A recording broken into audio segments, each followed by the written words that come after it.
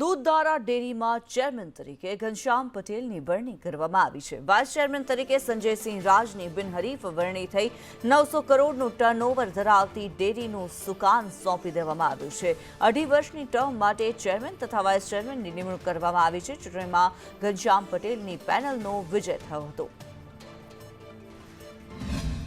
ભરૂચ જિલ્લા દૂધ ઉત્પાદક સંઘ દૂધધારા ડેરીની ચૂંટણી માટે આજે મેન્ડેટ અમારા ભરૂચ જિલ્લા ભારતીય જનતા પાર્ટીના પ્રમુખ આદરણીય પ્રકાશભાઈ મોદી સાહેબને મળ્યો અને એમની અધ્યક્ષતામાં